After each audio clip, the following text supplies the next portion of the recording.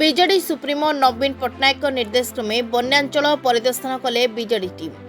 ବରୀ ଅଞ୍ଚଳରେ ଦ୍ୱିତୀୟ ବନ୍ୟା ଆସିବା ଫଳରେ ଅନେକ ଲୋକଙ୍କ ଜୀବନ ଜୀବିକା ପ୍ରଭାବିତ ହୋଇଛି, ଯାହାକୁ ନେଇ ବିଜେଡି ସୁପ୍ରିମୋ ନବୀନ ପଟ୍ଟନାୟକ ନିର୍ଦ୍ଦେଶ କ୍ରମେ ପ୍ରାକ୍ତନ ମନ୍ତ୍ରୀ ପ୍ରଦୀପ ଅମାତ, ପ୍ରାକ୍ତନ ଯାଜପୁର ସାଂସଦ ଶର୍ମିଷ୍ଠା ସେଠୀ ଓ ବରୀ ବିଧାୟକ ବିଶ୍ୱରଞ୍ଜନ ମଲ୍ଲିକ ବରୀ ଅଞ୍ଚଳରେ ସୃଷ୍ଟି ହୋଇଥିବା ଘାଇ ନିକଟକୁ ଯିବା ସହିତ ବନ୍ୟା ବିପନ୍ନଙ୍କ ସହ ଆଲୋଚନା କରିଛନ୍ତି। ବନ୍ୟା ଦ୍ୱାରା ବରୀ ଅଞ୍ଚଳର ଲୋକମାନେ ଯଥେଷ୍ଟ ପ୍ରଭାବିତ ହୋଇଥିବା ବେଳେ ପ୍ରଶାସନ ଅପାରଗତା ଯୋଗୁଁ ସାଧାରଣ ଲୋକେ ନାହିଁ ନଥିବା ଅସୁବିଧାର ସମ୍ମୁଖୀନ ହେଉଛନ୍ତି। ପ୍ରଶାସନ ପକ୍ଷରୁ ସାହାଯ୍ୟ ସହଯୋଗ ମିଳିପାରି ନାହିଁ ବୋଲି ପ୍ରାକ୍ତନ ମନ୍ତ୍ରୀ କହିଛନ୍ତି। ବରୀ ଗସ୍ତରେ ଆସି କିମ୍ଭିରିଆପାଳର ବାଙ୍କସାହି ଓ ଅଟିରା ପଞ୍ଚାୟତର ଆରୁଆଳଠାରେ ସୃଷ୍ଟି ହୋଇଥିବା ଘାଇ ପରିଦର୍ଶନ କରିବା ସହ ସ୍ଥାନୀୟ ଲୋକଙ୍କ ପରିସ୍ଥିତି ସମ୍ପର୍କରେ ପଚାରି ବୁଝିବା ପରେ ପ୍ରଶାସନ ସହିତ ଆଲୋଚନା କରିବେ ବୋଲି କହିଛନ୍ତି। ବର୍ତ୍ତମାନ ପର୍ଯ୍ୟନ୍ତ ବନ୍ୟା ଜଳ ହ୍ରାସ ପାଇଥିଲେ ମଧ୍ୟ ବହୁ ରାଜସ୍ୱ ଗ୍ରାମ ବନ୍ୟା ଜଳରେ ବୁଡ଼ି ରହିଛି। ପ୍ରଶାସନ କେବଳ ଶୁଖିଲା ଖାଦ୍ୟ ଓ ରନ୍ଧା ଖାଦ୍ୟ ଯୋଗାଇ ଦେବା ଏହା ରାଜ୍ୟ ସରକାରଙ୍କ ବନ୍ୟା ପୀଡ଼ିତଙ୍କ ପାଇଁ ଉପହାସ ବୋଲି ପ୍ରକାଶ କରିଛନ୍ତି।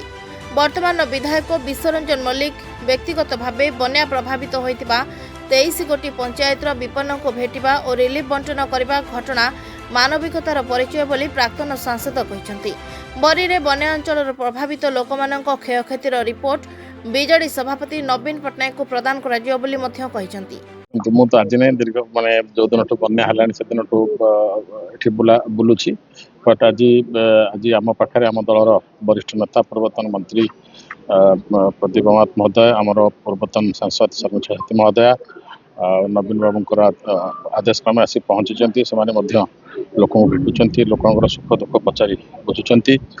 ନିଶ୍ଚିତ ଭାବରେ ଏ ଯେଉଁ ବରୀରେ ଯେଉଁ କ୍ଷତି ହେଇଛି ଏ କ୍ଷତିକୁ ତ ଆମେ ପୂରଣ କରିପାରିବୁନି, କିନ୍ତୁ ଲୋକଙ୍କ ମନକୁ ସୁଦୃଢ଼ କରିବା ପାଇଁ ଆମ ନେତା ମାନେ ଆମ ପାଖରେ ପହଞ୍ଚିଛନ୍ତି।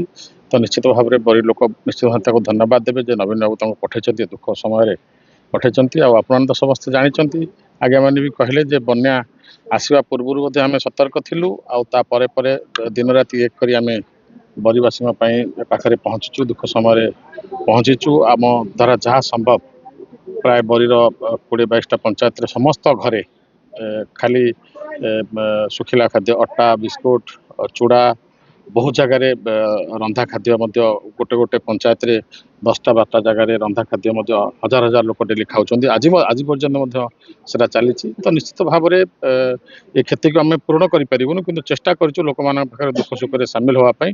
ଆମ ନେତାଙ୍କ ଆଦର୍ଶରେ ଅନୁପ୍ରାଣିତ ହୋଇ ଆମେ ଏସବୁ କାର୍ଯ୍ୟ ଜାରି ରଖିଛୁ। ତାପରେ ଆପଣମାନେ ଦେଖିଥିବେ ମୁଁ ପ୍ରେସ୍ କନଫରେନ୍ସ ମଧ୍ୟ କରିଥିଲି ସେ ବାବଦରେ। ତାପରେ ପରେ ପ୍ରଶାସନ ଟିକେ ତତ୍ପର ହେଇଥିଲା। 8,000 ହେକ୍ଟର ଜମିରୁ ପାଖାପାଖି 7,000 ହେକ୍ଟର ଜମିକୁ ଫସଲ ହାନି ଡିକ୍ଲେୟାର କରାଯାଇଛି। ବନ୍ୟା ଗୋଟେ ଭାଗ୍ୟର ଖେଳ ନୁହେଁ, ବରଂ ୱିଦାଉଟ୍ ପ୍ଲାନିଂର ଯେହେତୁ ପ୍ଲାନିଂ ପୂର୍ବରୁ ହେଇନଥିଲା ତାହାର ଫଳ, ଯାହା ମୋର ଅନୁମାନ ଅଛି। କାରଣ ଆପଣ ଦେଖନ୍ତୁ ନବୀନ ବାବୁଙ୍କ ସରକାରଙ୍କ ସମୟରେ ସେତେବେଳେ ମଧ୍ୟ ଯାଜପୁର ଜିଲ୍ଲାରେ ବନ୍ୟା ଆସୁଥିଲା, କିନ୍ତୁ କ୍ଷୟକ୍ଷତି ହଉନଥିଲା, ଜୀବନହାନି ହଉନଥିଲା, ଏତେ ପରିମାଣରେ ଲୋକ ହନ୍ତସନ୍ତ ହଉନଥିଲେ। କିନ୍ତୁ ଆପଣମାନେ ଦେଖନ୍ତୁ ଦୀର୍ଘ 2 ବର୍ଷ ଭିତରେ ବନ୍ୟା ଆସିଛି ଏବଂ ଲୋକମାନେ ହନ୍ତସନ୍ତ ହଉଛନ୍ତି, ଏତେ ପରିମାଣରେ କ୍ଷୟକ୍ଷତି ହେଉଛି ତାହା ଅବର୍ଣ୍ଣନୀୟ। ଆଉ ଆପଣ ଦେଖିବେ ଯେ ଏଇ ସମୟରେ ଯୋଉ 17-18 ଦିନ ଲୋକମାନେ ଯୋଉ ହଇରାଣ ହରକତ ହେଲେଣି, ସରକାରୀ ସ୍ତରରେ ଆମେ କୋଉଠି ବି ଦେଖିଲୁନି ସୁବିଧା ସୁଯୋଗ ମିଳୁଛି। ବରଂ ସ୍ଥାନୀୟ ନେତା ଏଇଥିରେ ସ୍ଥାନୀୟ ଯୋଉମାନେ ଅଛନ୍ତି ଆମର ବିଜୁ ଜନତା ଦଳର, ଯେମିତି ବରୀରେ ଅଛନ୍ତି ବିଜୁ ଜନତା ଦଳର ବିଧାୟକ ଶ୍ରୀଯୁକ୍ତ ବିଶ୍ୱରଞ୍ଜନ ମଲ୍ଲିକ, ତାଙ୍କ ନିଜ ପ୍ରଚେଷ୍ଟାରେ, ନିଜ ଚେଷ୍ଟାରେ ଏବଂ ନିଜେ ପରିଶ୍ରମ କରି ଲୋକଙ୍କ ପାଖକୁ ଯାଉଛନ୍ତି।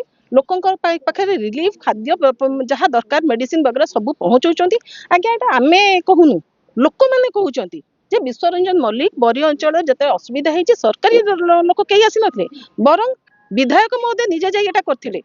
ଏଇଟା ହେଲା ନବୀନ ବାବୁଙ୍କ ସରକାର, ଏଇଟା ହେଲା ବିଜୁ ଜନତା ଦଳର ସେବା ନୀତି। ଆମେ ସରକାରୀଙ୍କ ଭଳି ରାଜନୀତି କରୁନୁ, ଏଠି ସେବା ନୀତି। ଯେହେତୁ ବନ୍ୟା ସମୟରେ ଆମେ ସମସ୍ତେ ଏକ ହେଇକି ରହିଛୁ। ଆପଣମାନେ ଦେଖିଥିବେ ଆମେ ଯୋଉ ସ୍ଥାନରେ ଛିଡା ହେଇଛୁ ବର୍ତ୍ତମାନ ସୁଦ୍ଧା କେମିତି ସେଠି ଘାଇ ହେଇକି ଏତେ ପରିମାଣ ହେଇଛି। ଲାଷ୍ଟ ଇୟର ଆପଣଙ୍କ ଯଦି ମନ ଥିବ ରେଭିନ୍ୟୁ ମିନିଷ୍ଟର ସେ କହିଥିଲେ ଏମିତି ଆଉ ଘାଇ ହେବାକୁ ସୁଯୋଗ ଦେବେ ନାହିଁ, ଲୋକମାନେ ଏମିତି ବନ୍ୟାରେ ଆଉ କେବେ ପ୍ରପୀଡ଼ିତ ହେବେ ନାହିଁ। କିନ୍ତୁ ତାଙ୍କର କଥା ସେଇ ପାଣିରେ ରହିଗଲା, ପାଣିର ଗାର ସଦୃଶ ରହିଗଲା। ପୂର୍ବତନ ମୁଖ୍ୟମନ୍ତ୍ରୀ ଶ୍ରୀଯୁକ୍ତ ନବୀନ ପଟ୍ଟନାୟକଙ୍କ ନିର୍ଦ୍ଦେଶ କ୍ରମେ ଆମେ ଆସିଛୁ। ବରୀର ଯେଉଁ ବ୍ୟାପକ କ୍ଷୟକ୍ଷତି ହେଇଛି ଚଳିତ ବନ୍ୟାରେ ତାକୁ ପରିଦର୍ଶନ କରି ତା ଉପରେ ରିପୋର୍ଟ ପ୍ରଦାନ କରିବୁ ଏବଂ ଯାହା ଅନୁଭବ କଲୁ ବରୀ ନିର୍ବାଚନ ମଣ୍ଡଳୀ ସमेତ ଯାଜପୁରର ଅଧିକାଂଶ ଅଞ୍ଚଳ ବନ୍ୟା ଦ୍ୱାରା ପ୍ରଭାବିତ ହେଇଛି ଏବଂ ବିଶେଷ ଭାବରେ ଆମେ ଯେଉଁ ଜାଗାରେ ଆମେ ଛିଡ଼ା ହେଇଛି ଇଏ ଯେଭଳି ଭାବରେ ନଷ୍ଟ ହେଇଛି ଏବଂ ପାଣି ଯେଭଳି ଭାବରେ ଘାଇ କରିଦେଇକି ପାଣି ପଳଉଛି ସେ ସୂଚିତ କରୁଛି ଯେ ବନ୍ୟାର ପ୍ରଖରତା କେତେ। ତେଣୁ ଏ ସମ୍ପର୍କରେ ଆମେ ବିସ୍ତୃତ ଭାବରେ ଆଲୋଚନା କରିବୁ। ଆମର ସ୍ଥାନୀୟ ବିଧାୟକ ମଧ୍ୟ ଅଛନ୍ତି ଯିଏକି ଦିନ ରାତି ଏକ କରି ସାଧାରଣ ଲୋକ ଯେଉଁମାନେ ଏହି ବନ୍ୟା ଦ୍ୱାରା କ୍ଷତିଗ୍ରସ୍ତ ହୋଇଛନ୍ତି ତାଙ୍କ ସହିତ ନିଜକୁ ସାମିଲ କରିଛନ୍ତି, ତାଙ୍କୁ ମୁଁ ଧନ୍ୟବାଦ ଦେଉଛି। ପୂର୍ବତନ ସାଂସଦ, ବର୍ତ୍ତମାନ ସାଂସଦ ନୁହନ୍ତି, ପୂର୍ବତନ ସାଂସଦ ସରି। ତେଣୁ ଆଜି ଏ କ୍ଷୟକ୍ଷତିକୁ ଭରଣା କରିବା ପାଇଁ ନିଶ୍ଚିତ ଭାବରେ ଆଗାମୀ ଦିନରେ ଆମେ ସରକାରଙ୍କ ପାଖରେ ଦାବି ଉପସ୍ଥାପନ କରିବୁ ଏବଂ ବିରୋଧୀ ଦଳ ନେତା ଶ୍ରୀଯୁକ୍ତ ନବୀନ ପଟ୍ଟନାୟକ ଏ ସମ୍ପର୍କରେ ଚିଫ୍ ସେକ୍ରେଟାରୀ ତଥା ଅନ୍ୟାନ୍ୟ ଅଧିକାରୀମାନଙ୍କ ସହିତ ଆଲୋଚନା କରିବେ ଯେଭଳି ଭାବରେ ପୂର୍ବବତ୍ ବରୀ ଯାହା କ୍ଷତି ହେଇଛି ତାକୁ ପରିପୂରଣ କରିବା। ଯାଜପୁର ବରୀରୁ ଶର୍ମିଷ୍ଠା ଦ୍ୱିବେଦୀଙ୍କ ରିପୋର୍ଟ, SNI TV।